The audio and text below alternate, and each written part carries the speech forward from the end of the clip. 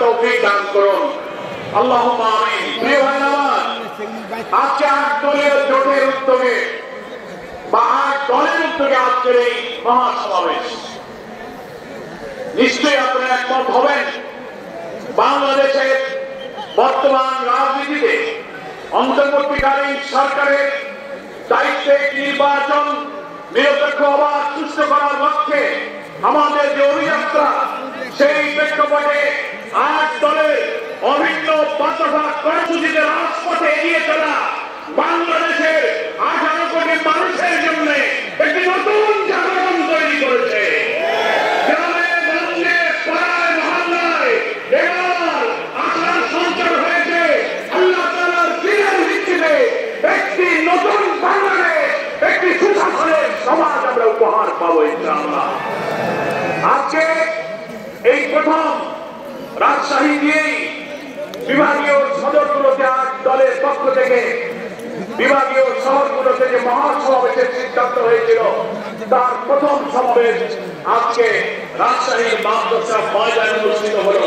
এই দিক থেকে রাজশাহী উত্তর জনগণের এই লক্ষ লক্ষ জনতা আগামী দিনে নতুন বাংলাদেশ গড়ার একটি ঐতিহাসিক আন্দোলনের অংশীদার হয়ে থাকলেন। আগামীকালকে খুলনা, এরপরে বিভিন্ন বিভাগীয় সদরের 7টি শহরে মহাসমাবেশের মধ্য দিয়ে 8 দল রাজধানী ঢাকায় গড়ে ওঠা 8 দলের সংগ্রামকে আমরা বিভাগীয় শহরে ছড়িয়ে দিলাম।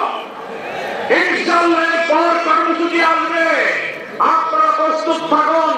বাংলাদেশের প্রত্যেকটি জেলায়, উপজেলায় লিয়াজু কমিটি করে নতুন বাংলাদেশের লক্ষ্যে ইসলামী দল এবং দেশপ্রেমী শক্তি এই ঐক্যকে একটি সুদৃঢ় সাংগঠনিক ভিত্তির উপরে আমরা দাঁড় করিয়ে দেব। যে সমঝোতার মধ্য দিয়ে আগামী জাতীয় নির্বাচনে বাংলাদেশের 18 কোটি মানুষের বড় আকাঙ্ক্ষা পূরণ হবে। ফ্যাসিবাদ যেমন বিদায় নিয়েছে, তেমনি এবারের সংগ্রাম দুর্নীতিবাদ, চাঁদাবাজ, লুটপাটকারী, সন্ত্রাসী, ইসলামবিরোধী শক্তির বিরুদ্ধে সংগ্রাম। আমরা সেই জোটকে সম্প্রসারণ করছি। আমাদের এই জোট সম্প্রসারের মধ্য দিয়ে নতুন বার্তা হলো জাগরণের বার্তা। সেই জাগরণ হলো আমরা স্বাধীনতার 54 বছরে 3টি দলকে দেশ শাসন করতে দেখেছি। সামরিক শাসন প্রায় 8-9 বছর, আর রাজনৈতিক দলগুলো বাকি সময় মিলে 54 বছর দেশ শাসন করেছে। দলের নাম উল্লেখ না করে যদি বলি, 3টি দলের প্রত্যেকটি শাসনের সময় বাংলাদেশে দুর্নীতির সরবরাহে পরিণত হয়েছিল। তারা সন্ত্রাস করেছে, লুটপাট করেছে, চাঁদাবাজি করেছে, ভিন্ন মতকে দমন করেছে। আলেম ওলামা, পীর মাশায়েখ, ইসলামী আন্দোলনের বর্ষিয়ান নেতাদেরকে কারাগারে করে, রিমান্ডে, ক্রস হয়ে, আইন হয়ে, ফাঁসিতে ঝুলিয়ে হত্যা করেছে। ইসলামিক জাতিসত্তা মূল্যবোধকে তারা ধ্বংস করেছে। প্রিয় দেশবাসী, তাই আমাদের এই 8 দলের সমাবেশের সম্প্রসারণের মধ্য দিয়ে আমরা একটি পরিবর্তনের বার্তা বাংলাদেশের গ্রামে গঞ্জে পৌঁছে দিতে চাই যে আমরা ঐক্যবদ্ধ থাকবো। এবং আমরা খবর পাচ্ছি এই 8 দলে থাকছে না। বিভিন্ন রাজনৈতিক দল এখন 8 দলের এই মিছিলে শরীক হওয়ার জন্য আবেদন করতেছে। এই দলরা পারবে।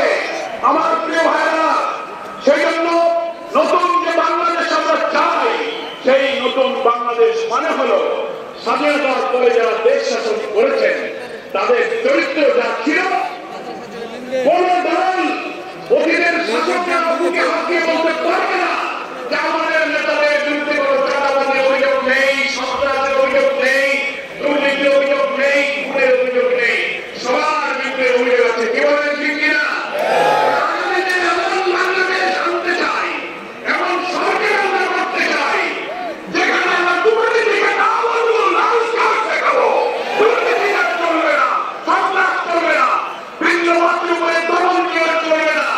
আমরা নৈতিক উৎপাদনমুখী কারিগরি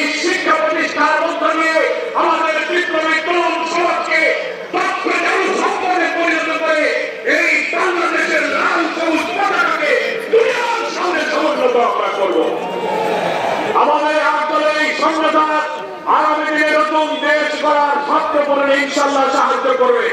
বলে আমাদের এই পরিবর্তনের বার্তায় বাংলাদেশের সব মানুষকে আমি সামিল হওয়ার জন্য আহ্বান জানাই।